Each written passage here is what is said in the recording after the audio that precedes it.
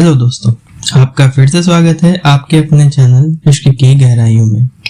प्रस्तुत है आज की कहानी जिसका शीर्षक है दिल के करीब सपनों के पार। इस कहानी में जो परिवार है, इसमें परिवार संस्कार, सपने और सच्चे प्रेम की सुंदरता को दर्शाने का प्रयास किया गया है।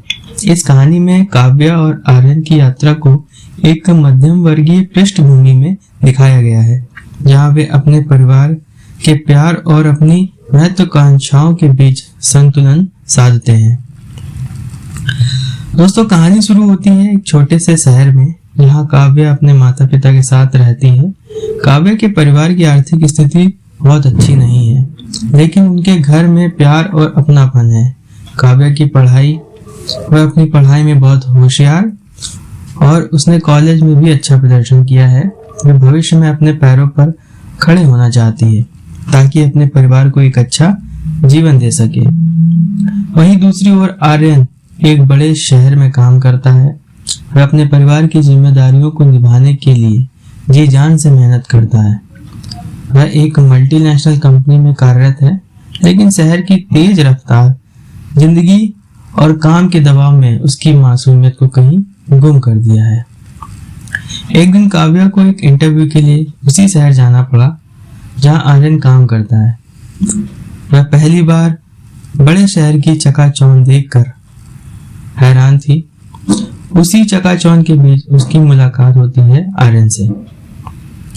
आर्यन का फोन उस दिन खत्म हो गया था और उसे अपने बॉस को एक जरूरी कॉल करनी थी। काव्या उसकी मदद करने के लिए अपना फोन देती है। दोनों के बीच बातचीत वहीं से शुरू होती है। उसके बाद दोनों का रोज रोज मिलना शुरू हो जाता है। धीरे धीरे दोनों को एक दूसरे का साथ निभाने लगता है।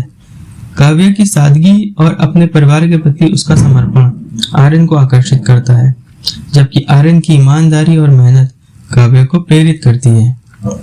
अब काव्या का इंटरव्यू हो चुका था और उसे कुछ दिनों बाद ही वापस अपने शहर लौटना था। आर्यन ने उससे मिलने की इच्छा जताई तो काव्या भी मना नहीं कर पाई। दोनों ने कुछ समय साथ बिताया और अपने जीवन के खट्टे मीठे अनुभवों को साझा किया।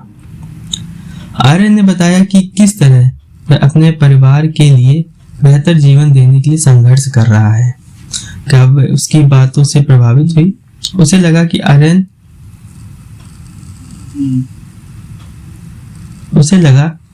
आर्यन की मेहनत में उसके परिवार के प्रति एक गहरी भावना है, जो उसे उसकी जिम्मेदारियों के प्रति जागरूक बनाती है। इन मुलाकातों ने दोनों के बीच की दूरी को कम कर दिया। दोनों की एक जैसी पृष्ठभूमि होने के कारण वे एक दूसरे की परिस्थितियों से बेहतर समझने लगे। जब भी आर्यन काम के बोझ से थक जाता था, तो काव्या का एक कॉल उसकी थकान को मिटा देता था। दोनों के दिलों में एक दूसरे के लिए सम्मान और अपनापन बढ़ता जा रहा था। जब काव्या वापस अपने शहर लौटी, तो उसके माता पिता ने उसकी शादी के बारे में बात करना शुरू कर दिया। काव्या अभी इस विषय पर विचार नहीं करना चाहती थी, क्योंकि वह अपने करियर पर ध्यान केंद्रित करना चाहती थी। लेकिन परिवार की जिम्मेदारियों और परंपराओं का बोझ भी उसे महसूस हो रहा था। वहीं दूसरी ओर आर्यन के माता पिता भी उसकी शादी को लेकर चिंतित थे। उन्हें लगता था कि अब आर्यन की उम्र शादी के लायक हो चुकी है और उसके लिए एक अच्छे जीवन साथी की आवश्यकता है। आर्यन अपने परिवार की इच्छा का सम्मान करता है, लेकिन वह भी काव्या के बिना अपने भविष्य की कल्पना नहीं कर सकता था।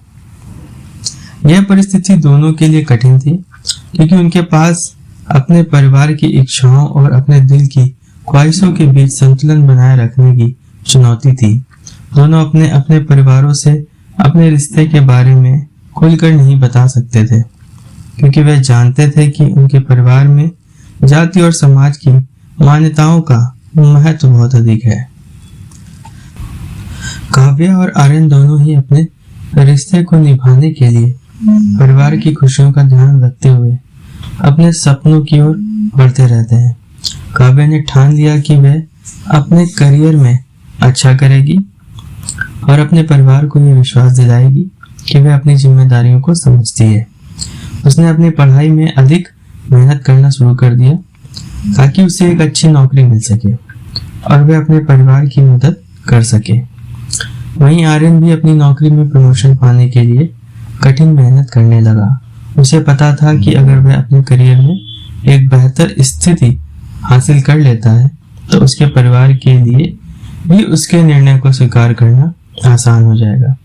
दोनों अपने अपने सपनों को हासिल करने में जुट गए ताकि वे एक स्थिर भविष्य के लिए तैयार हो सके। आर्यन और काव्या ने सोचा कि अगर वे अपने परिवारों को यह दिखा सके कि वे अपने जीवन के महत्वपूर्ण फैसले के प्रति गंभीर हैं और उनकी खुशियों का ध्यान रखते हैं तो शायद परिवार वाले उनके रिश्ते को स्वीकार कर लेंगे। एक दिन काव्या के पिता को उसकी और आर्यन की बातचीत के बारे में पता चल जाता है। पहले तो वे बहुत नाराज होते हैं और काव्या पर सवाल उठाते हैं, लेकिन काव्या ने अपने पिता को समझाया कि वह और आर्यन एक दूसरे के लिए कितने खास हैं और कैसे वे अपने रिश्तेदारों, अपने परिवारों के प्रति अपनी जिम्मेदारियों को निभाते हुए एक साथ जीवन बिताना चाहते हैं। दूसरी ओर आर्यन के माता पिता भी उसके और काव्या के रिश्ते को लेकर संकोच में थे। उन्होंने आर्यन से कहा कि उन्हें उसकी खुशी चाहिए, लेकिन परिवार की प्रतिष्ठा भी महत्वपूर्ण है। आर्यन ने अपने माता पिता को भरोसा दिलाया कि काव्या का परिवार भी उनका सम्मान करेगा और उनके रिश्ते में कोई भी कमी नहीं आने देगा। धीरे धीरे दोनों परिवार इस रिश्ते के बारे में सोचने लगे। उन्हें यह महसूस हुआ कि अगर उनके बच्चे अपनी जिंदगी के इस महत्वपूर्ण फैसले को लेकर इतने ईमानदार हैं और परिवार की प्रतिष्ठा और मान्यताओं का सम्मान करते हुए अपने भविष्य को लेकर गंभीर हैं, तो उन्हें इस रिश्ते को आशीर्वाद देना चाहिए। कुछ महीनों बाद काव्या और आर्यन के परिवारों ने उनके रिश्ते को मंजूरी दे दी। ये एक छोटा सा लेकिन बहुत प्यारा विवाह समारोह था। शादी के दिन काव्या ने अपने माता पिता के चेहरे पर एक संतोष और खुशी देखी, जिसे उसने हमेशा अपने दिल में संजो कर रखा। आर्यन के माता पिता ने भी खुशी खुशी अपनी बहू का स्वागत किया और दोनों परिवारों के बीच एक सजीव संबंध स्थापित हो गया। काव्या और आर्यन ने अपने परिवार को सम्मान देते हुए अपने सपनों को साकार किया। उन्होंने ये साबित किया कि प्यार बिना केवल भावनाएं होती हैं, बल्कि जिम्मेदारियां और समर्पण भी होता है। इस कहानी ने हमें यह सिखाया कि सच्चे प्रेम और परिवार के आशीर्वाद से जीवन में खुशियां और स्थिरता प्राप्त होती है।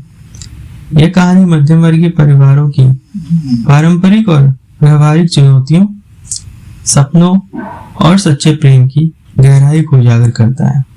दोस्तों, अगर ये कहानी आपको पसंद आई हो और इसी तरह की और भी कहानियां सुनने के लिए आप हमारे साथ जुड़े रहें और कृपया इस वीडियो को लाइक करके चैनल को सब्सक्राइब जरूर कर दें, क्योंकि आपका सहयोग हमें इस तरह की रोचक और मजेदार कहानियां लिखने में प्रेरणा देता है।